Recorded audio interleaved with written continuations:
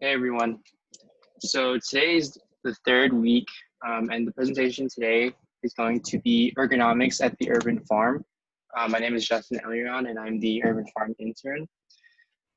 So let's begin. I think that we should start today by explaining the importance of this presentation. As you can probably read under background, backaches and pains in shoulders and arms and hands are the most common symptoms of farm work, and if not attended to, can really lead to disability. The reason for this is because field work, like work in an urban farm, is mostly done in a stooped position. Additionally, due to the nature of the work, our bodies end up in awkward positions like kneeling, putting our arms over our shoulders, and more specific actions like moving just our hands or just our wrists repeatedly. Because of such a large range of movements, we need to be careful of overexertion in order to decrease the risk of our injuries. This leads us to the concept of ergonomics, which studies the capabilities and limitations of the human body in relation to a person's work tasks. Ergonomics strives to find the best fit between a worker and a job, and it also takes into consideration the tools that are used as well as the job environment. Okay, so rules of thumb. Ergonomics is all about avoiding strains, sprains caused by excessive reaching, bending, lifting, gripping, squatting, or twisting of the hands, shoulders, or body, as you can read here.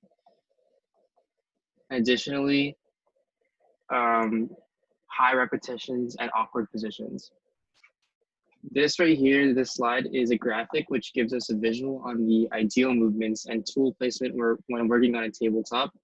The ideal positioning of things around you is most optimal at 13 to 17 inches away, and at 21 to 25 inches away, you can put things that are like less immediate tools and things like that. Let's see. So yeah, it's really broken down into a science and measurements here, all for the avoidance of long-term injury, which is what ergonomics is all about. So guidelines for lifting. You have to make sure to keep our lifts between hand level and shoulder level, so nothing above that, because that could increase the risk of injury. For example, if you're working with, you're working at the vertical planters on the far side of the farm, and let's say you want to put more soil into the trays, it would be a better idea to get one of the step ladders in the farm instead of trying to place the soil into the containers straight from the bag and lift it over your head and try to place it into the planter. This also goes for lifts from the floor or over shoulder level.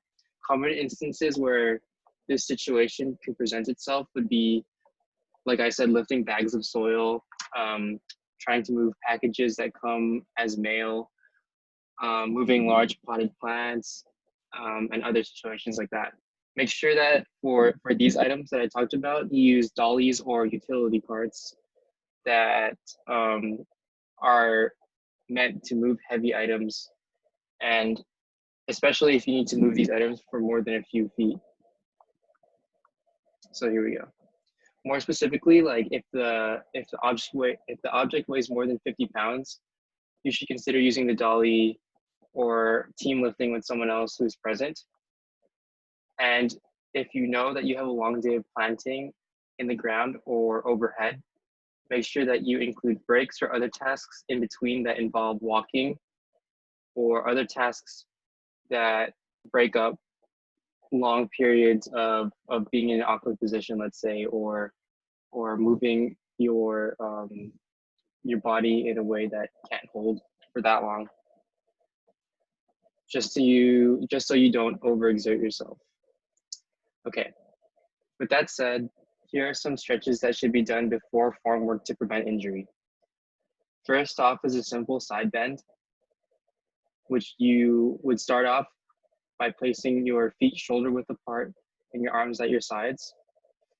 Then straighten one of your arms straight up and then slowly lean to one side and maintain balance. Make sure you hold it for 3 to 5 seconds and repeat with the opposite hand and bend on the opposite side. And then repeat again until you feel more limber. Oh, by the way, these stretches were adapted from the Agricultural Workers Safe at Work California, so all of them have been optimized specifically for farm work. Next, we talk about the back bend, which is where you bend your back. You make sure your feet are shoulder width apart, look straight ahead, place your hands on your hips, bend slowly backwards, and maintain balance. And you should feel a stretch and hold for 3 to 5 seconds and repeat again if necessary until limber. Moving on, we have the chest and shoulder stretch. You want to stand up straight, bend your elbows so that your upper arms are parallel to the floor and your fingers are pointing straight up to the sky. Squeeze your shoulder blades together behind your back and hold for 3 to 5 seconds, and then repeat it about 3 times until you feel a little bit looser. Next is the forearm stretch.